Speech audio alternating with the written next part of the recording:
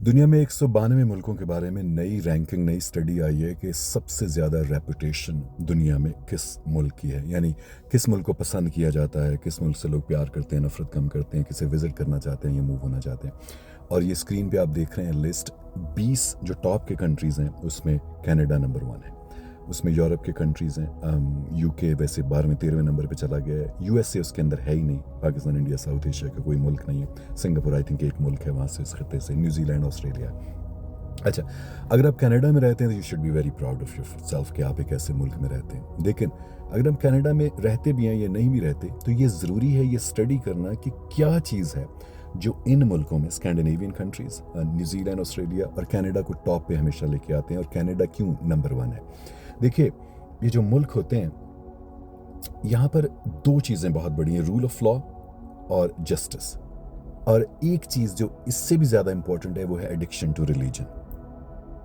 हमारे मुआशरों में या जितने भी डिटीरिएटेड मुआशरे हैं, या साउथ एशिया है, वहाँ पर रिलीजन को नंबर 1 फैक्टर है लोगों को एक्सप्लॉइट करने का। रिलीजन के नाम पे, धर्म के नाम पे वोट लेके पावर में आते हैं लोग, लीडर बनते हैं, पार्टीज रूल करती हैं, एलीट क्लास एंजॉय करती है।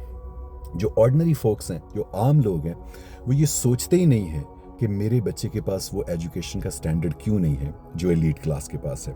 मेरे पास, मेरे पेरेंट्स के पास वो ट्रीटमेंट, वो इलाज क्यों नहीं है जो एलीट क्लास करवाने के लिए जाती है बाहर।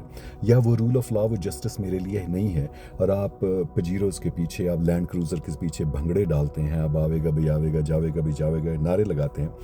इन मुल्कों में जो नंबर 1, नंबर 2, नंबर 3 टॉप पे हैं, इन मुल्कों में ऐसी कोई चीज़ है ही नहीं। आपने अभी न्यूयॉर्क में देखा कि एक इमिग्रेंट बच्चा वहाँ का मेयर बना है। रिलीजन उसका कोई है, एथनिसिटी उसकी कोई है, लेकिन लीडरशिप पे, विजन पे, प्रोग्राम देने पे हर बंदे ने लाइन में लग के उसे वोट डाले, और उसमें ऑब्वियसली जो जो गोरे हैं वो सबसे ज़्यादा हैं। हमारे मुआशरों में आज भी, जिससे यूरोप, ग्रीक का फ़िलासफ़र जो है वो यूरोप को बहुत पहले से निकाल चुके हैं, 100, 200, 300, 400 साल। हमारे मुआशरों में आज भी एडिक्शन टू रिलीजन इतनी है कि आप मज़हब के नाम पे कोई भी सौदा बेच लें, मज़हब के नाम पे किसी को भी लूट लें, और सबसे बढ़ के मज़हब के नाम पे वोट लेके रूल करें। ना प्रोग्राम है, ना विजन है, ना कोई जस्टिस, इक्वालिटी और आम इंसान की ज़िंदगी को बेहतर करने की कोई संजीदा, कोई सीरियस कोशिश होती है। सिर्फ ये है कि रिलीजियस इमोशंस को एक्सप्लॉइट करें, एथनिसिटी को एक्सप्लॉइट करें। ये शख्स मेरे रिलीजन का है, मेरे फ़िक़े का है, मेरे धर्म का है, मेरे सूबे का है, मेरे गाँव का है, मेरी ज़ात पात से है। आज भी लोग वहाँ पर इस बात पे वोट देते हैं। नंगे पाँव सर्दी में गाड़ियों के पीछे, लैंड क्रूजर्स के पीछे भंगड़े डालते हैं। जब भी बात करें कि आप इस पार्टी को वोट ना दें, आप उसको देंगे, तो वो कहते हैं शुरू से ही हम इस पार्टी से, नाम लेके जो भी उनकी पार्टी होती है, शुरू से मुस्लिम लीग हैं, शुरू से फलाने हैं। अच्छा, देखिए, ये एक बीमार मुआशरे, एक डिटीरिएटेड मुआशरे की निशानी है, और इससे यूरोप और डेवलप्ड कंट्री बहुत पहले से गुजर चुके हुए हैं। एक मुल्क जो इस लिस्ट में नहीं है और उस पर हैरत होनी चाहिए आपको, वो है यूएस। यूएस जो है वो तगड़ा है, अमीर है, पैसे हैं, दुनिया में हर जगह उसने अपनी टांग फंसाई होती है। लेकिन क्या वजह है कि कोई best city, best liveable city की कोई रैंकिंग आए, कोई अच्छे मुल्क की रैंकिंग आए, अच्छी एजुकेशन की रैंकिंग आए, स्मार्ट नेशन की रैंकिंग आए।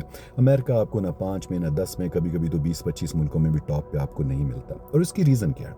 उसकी रीज़न ये है कि इतनी दौलत वगैरह होने के बावजूद भी अमेरिका में भी वही बीमारी है जो हमारे मुल्कों में, एडिक्शन टू रिलीजन है।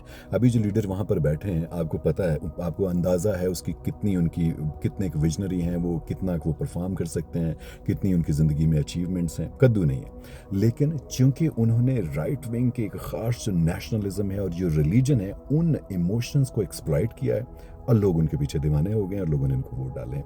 अच्छा, ये एक्सप्लॉइटेशन हम कनाडा, अमेरिका के बिल्कुल साथ है जहाँ पर मैं हूँ। सीरियसली, दुनिया का सबसे लंबा बॉर्डर है दो मुल्कों के दरमियान। लेकिन जैसे ही आप कनाडा में एंटर होते हैं, आपको ये चीज़ें बहुत कम मिलेंगी। अच्छा, अमेरिका में, सारा अमेरिका ऐसा नहीं है, जो बड़े कॉस्मोपॉलिटन सिटीज़ हैं, जो बड़ी स्टेट्स हैं, वहाँ पर फिर भी मेरिटोक्रेसी वगैरह और जो प्रोग्रेसिव थिंकिंग है वो आपको बहुत ज़्यादा नज़र आती है। और आपने जो न्यूयॉर्क के मेयर का इलेक्शन आपने देखा है, ममदानी का, वो चीज़ आपको नज़र आई है। लेकिन जो रिमोट एरिया, जो रूरल एरिया है, जो वो स्टेट्स जहाँ पर बहुत ज़्यादा कॉस्मोपॉलिटन चीज़ें नहीं हैं, वहाँ पर आज भी लोग दीवाने हैं कि ये बंदा मेरे रिलीजन को प्रोटेक्ट कर देगा, ये बंदा मेरे रिलीजियस बिलीव्स को प्रोटेक्ट करेगा।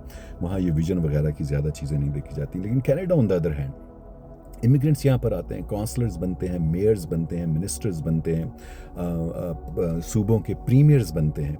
उसकी रीज़न ये है कि द मोमेंट पीपल रियलाइज कि इस लीडर में विजन है, ये ऑनेस्ट लगता है, ये लगता है कि अचीव करेगा, ये डिलीवर कर सकता है, वो उसको वोट डालते हैं। ये सोचे बगैर कि इसका रिलीजन, इसकी कलर, इसकी एथनिसिटी क्या है। देखिए छोटी मोटी बुराइयां दुनिया के हर मुआशरे में, कनाडा में भी वो होंगी, लेकिन कनाडा में अगर आप रहते हैं तो आपको प्राउड तो होना ही चाहिए, लेकिन बाकी लोगों के लिए स्टडी करना बहुत ज़रूरी है that what is exactly Canada doing, जो हम अपने मुआशरों में करके अपने मुल्कों को बेहतर कर सकते हैं। कनाडा को हर कोई विज़िट करना चाहता है, यहाँ पर रहना चाहता है, और नंबर 1 है लिवेबल कंट्रीज़ की लिस्ट में, ऑलमोस्ट दूसरे तीसरे नंबर पे, रेपुटेशन में नंबर 1, अगर आप स्क्रीन पे ये चीज़ देख रहे हैं।